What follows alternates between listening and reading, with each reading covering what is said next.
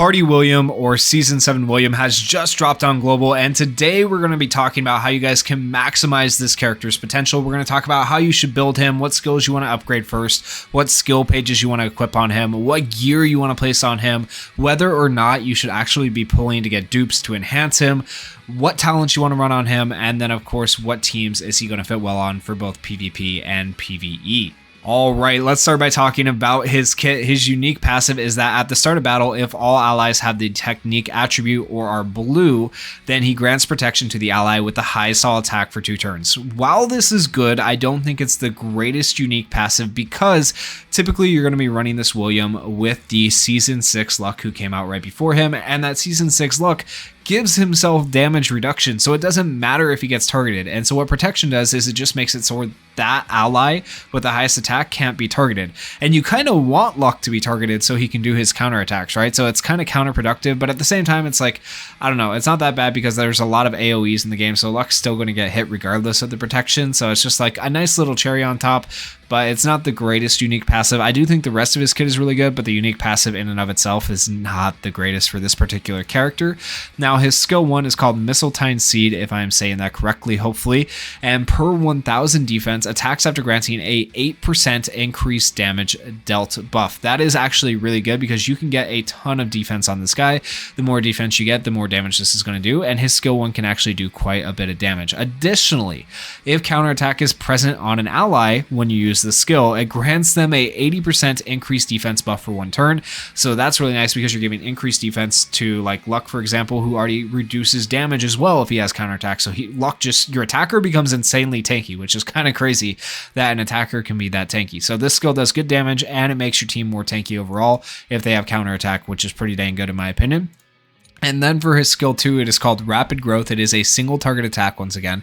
If counterattack is present on self, inflicts taunt on a target for 2 turns, which is nice. A lot of times, hopefully, you will have counterattack on yourself, so it'll make it easier to taunt the enemy. And then also inflicts barrier immunity on an enemy for 2 turns, so that's going to help out a little bit with taking on like mono green teams, dealing with their barriers and stuff like that. That is also a nice little skill right there. And then his special skill is an AoE attack, Great Mistletoe Tree, grants all allies a Fortify level 3 buff for 2 turns, grants all allies debuff immunity for 2 turns. That right there is insanely good because that's going to help with like not getting debuffed by mono green's real when they go to remove buffs and stuff like that. So that is pretty good. Grants a 5% reduced damage taken buff to allies for 2 turns for each instance of counterattack present on them. That's nice as well. And then if counterattack is present on an ally, grants them extended counterattack duration by 1 turn. Now, I think this is pretty good extending counterattack because you get Luck who can also extend counterattack or put counterattack on your allies. You also have the Season 3 Charlotte who can do similar things. So that is 3 counterattack characters all extending each other's counterattacks and stuff like that. It works out pretty dang well. Okay, so overall, in terms of upgrade priority, I would probably go with the skill 1 first because it's going to be like your main source of damage. Also gives defense to your allies. And then I would go for your special skill because it is an AoE skill. Then I would go for your skill 2 in terms of upgrade priority. The combo skill I would do last, and it's not the greatest. It's a 30% chance to inflict a stun status element on an enemy for 1 turn. And there's other characters that have guaranteed stuns on their combo skills. You can upgrade your chance to be a little bit higher as you upgrade the skill, but like still, I don't think this is going to be the main thing you're really necessarily using. But keep in mind, it is an AoE potential stun, which can be a 60% chance, if I'm calculating that right. Yeah, 60% chance to have that stun land on any of the enemies. It can be pretty dang decent, so keep that in mind. Overall, pretty good stuff. So maybe the combo skill, just depending on what you want to do, you could upgrade before like your skill 2. So maybe you go skill 1, special skill, combo skill, but it's just up to you guys on what you want to upgrade first. Now, in terms of skill pages, I do think his skill page is the best possible one you can equip, and the reason being is because it's going to inflict barrier immunity on the enemy for 2 turns. You don't get that without the skill page. Without the skill page, you're just able to taunt the enemy, so that barrier immunity is pretty good. And then additionally, the big thing is every turn grants 45% of own defense as HP recovery to the ally with the lowest HP ratio. And that becomes significantly more if you do enhance this skill page to where you get basically a defender and a healer in one with this character, which it can be insanely good if you're able to get this skill page upgraded. So I do think this skill page is the best one you can possibly put on him. I think it's like 120% of your own defense as HP recovery by the time you get it fully maxed out, right? So that's pretty dang good. But if you don't have the skill page, there are other options that work pretty well for him. So one of those options would be survival of the fittest. I wouldn't say this is the greatest option, but it's an option.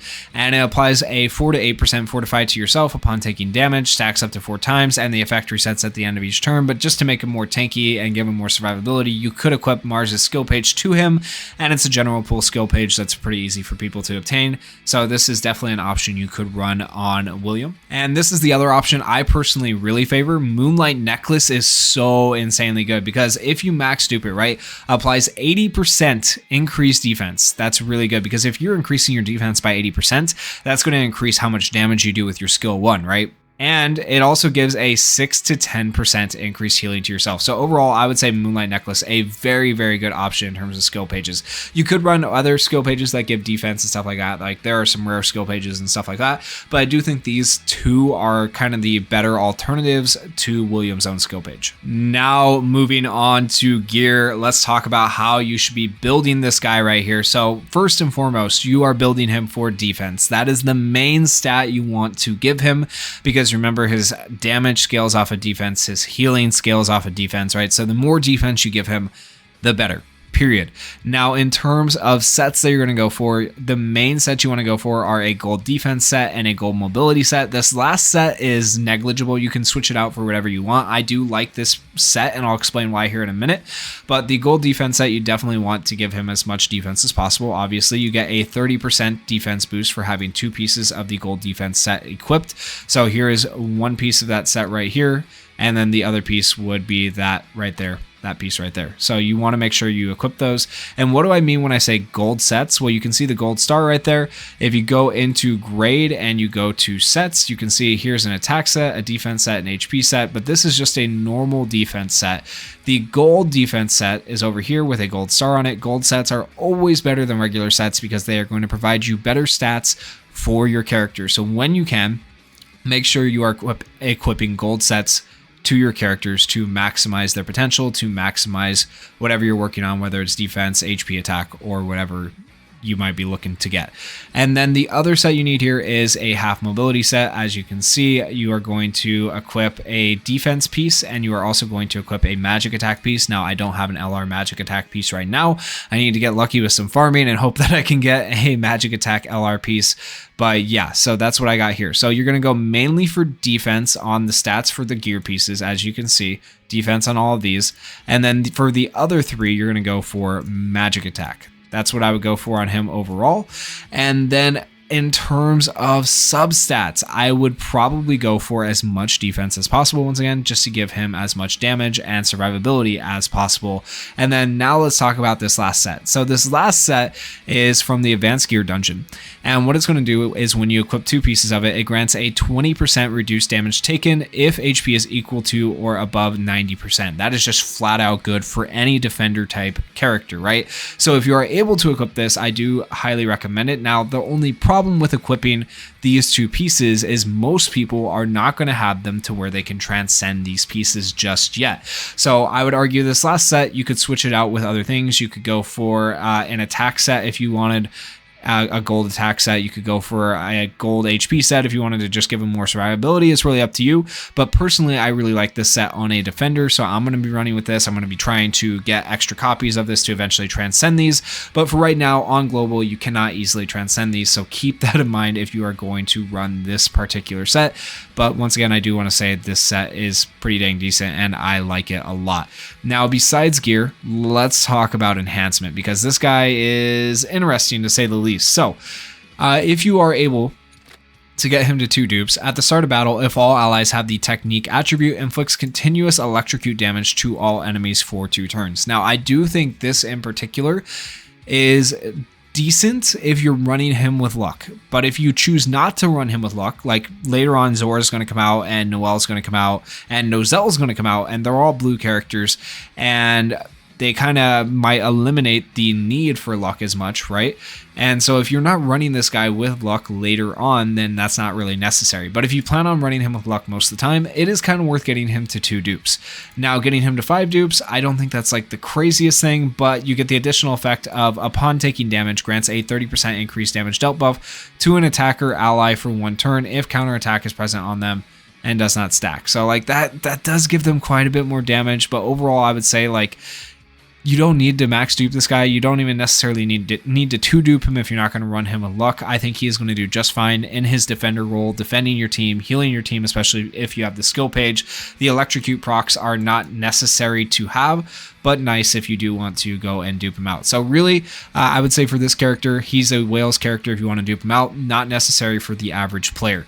And then in terms of talents, I would go for probably magic attack, and I would go for grants 2.5% increased crit rate at the start of a wave. You could also build this character for like attack if you wanted, but I'd probably just go for magic attack and crit rate.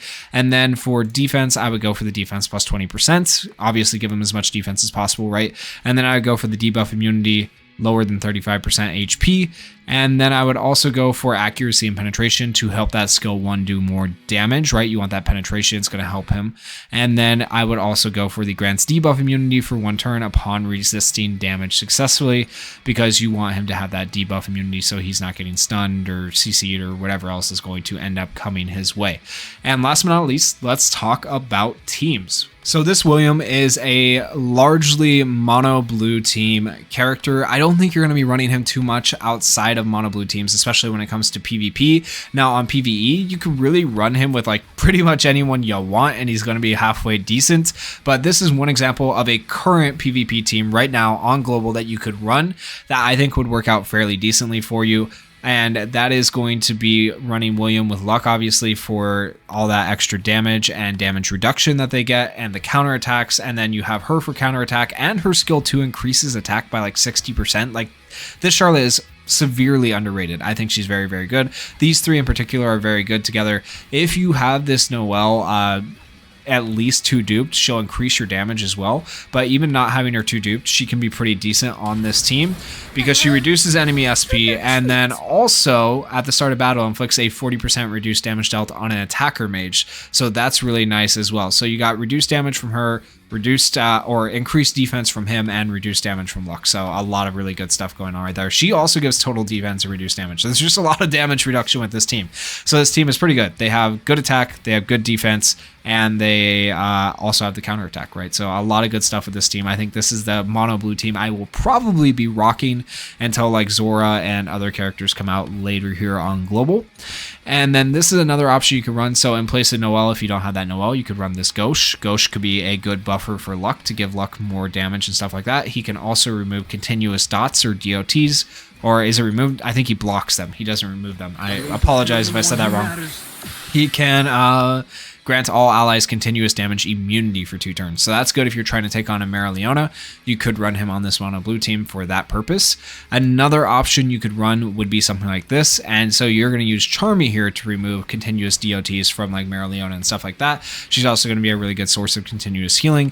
And then your idea here is you're going to be running 2 attackers to do as much damage as possible. And hopefully if you have your William built enough, he is going to be able to taunt, and he's also going to be able to defend. And, you know, luck will be pretty dang tanky because he has his own innate damage reduction plus the defense of William.